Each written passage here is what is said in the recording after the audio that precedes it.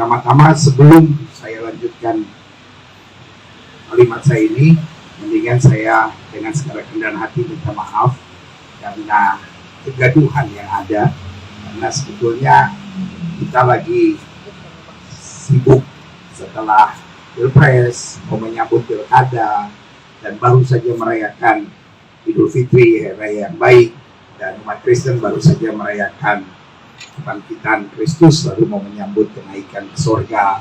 Jadi saya pikir ini suasana yang harusnya baik. Untuk itu sekali lagi saya minta maaf pada segala kegaduhan. Beberapa catatan yang perlu saya garis bawahi. Yang pertama, pasti tidak ada niat saya untuk mengolok-olok, apalagi menghina. Sama sekali tidak. Kenapa? Karena saya dibesarkan di kampung di Tebet, dan rumah saya hanya 200 meter dari masjid, dan itu tempat main saya, masjid itu. Lalu kemudian saya dibesarkan di SD Dewi Sartika. Saya belajarnya bukan agama Kristen, di sekolah itu nggak ada guru agama Kristen, sehingga saya harus belajar agama Islam. Jadi saya dibesarkan dengan kehidupan yang cukup dekat dengan umat Muslim, dan buat saya saudara saya sendiri.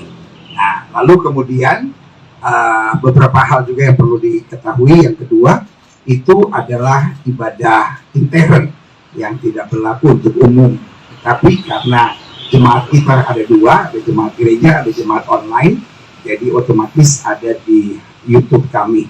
Tetapi itu jelas ada tulisan ibadah minggu.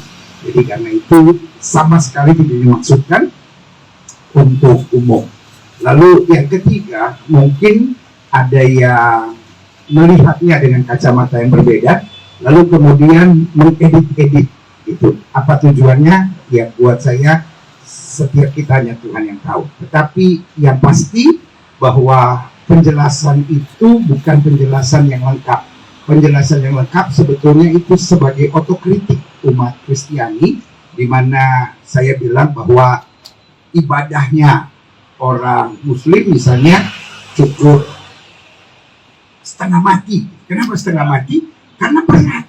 Sehari 5 kali. Kita orang Kristen seminggu sekali. Udah itu seminggu sekalinya juga duduknya santai-santai. Kalau ini ada gayanya, ada gerakannya yang tidak boleh salah. Bahkan saya garis bawahi terakhir bahwa lipat kaki buat umat Muslim itu biasa sekali. Sampai mungkin Pak JK yang usianya 82 tahun masih bisa lipat kaki gitu. Kita di gereja, orang gereja 45 tahun masih bisa lipat kaki, itu udah hebat. Kenapa? Karena ya kayak ibadahnya paling santai. Nah, itu yang saya bilang gitu. Dan kebetulan di umat Kristen ada kepercayaan misalnya tentang memberi 10%.